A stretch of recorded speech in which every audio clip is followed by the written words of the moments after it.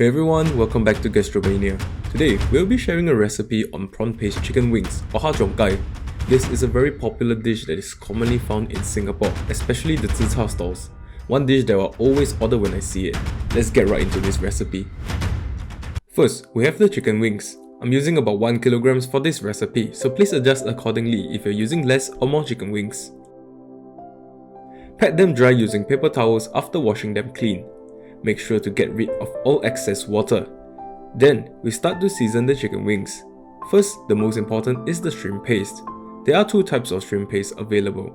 The black one is generally sweet, and this the red one that is very salty and smells like belacan. We will be using 2 tablespoons of this prawn paste.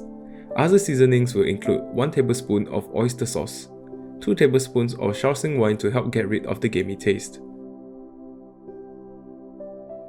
1 tablespoon of light soy sauce. You might have to adjust the amount that you are adding because the one that I've added is the low sodium kind. About 1 teaspoon of white pepper powder for a slightly spicy kick. You can add more if you like it spicier. 2 teaspoons of sugar to balance out all these salty tasting seasonings. 1 teaspoon of sesame oil for some fragrance.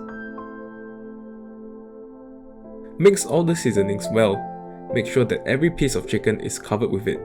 Cling wrap the chicken wings and then refrigerate it for at least 4 hours. The longer it is, the more flavor will get into the chicken. Once every hour, move the chicken wings around to make sure that they are evenly marinated. Next, preparing the batter. We'll be using 2 types of flour for crispy batter. First, we have sweet potato flour, about 4 tablespoons of them. Then, we have rice flour, 3 tablespoons of it. Lastly, with half a teaspoon of baking soda to make the batter even crispier. 1 fresh egg to hold all this batter together.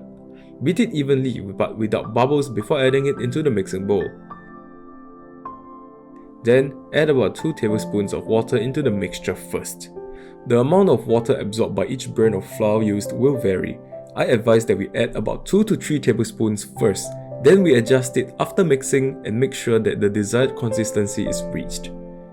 I've added a total of 5 tablespoons of water. If you want a thick layer of batter, then the batter has to be less watery. But if you want a thinner layer, then you can make it more watery. 30 minutes before the frying, take out the chicken wings and let it warm up to room temperature. Add the chicken wings into the batter and coat them evenly. This layer of coating is on the thinner side as I don't like my batter to be too thick on my chicken.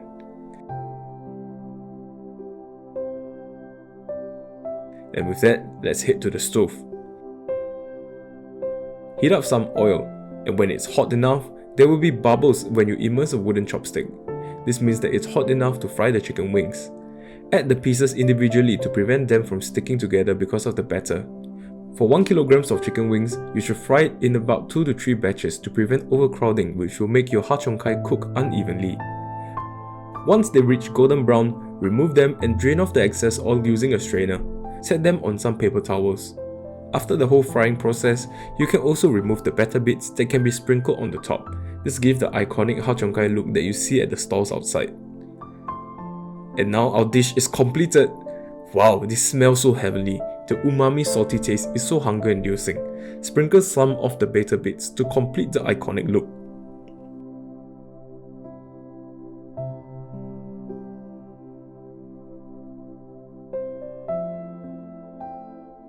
Let's look at the inside of the wings. It smells so good. Best eaten hot with rice. Try this recipe today.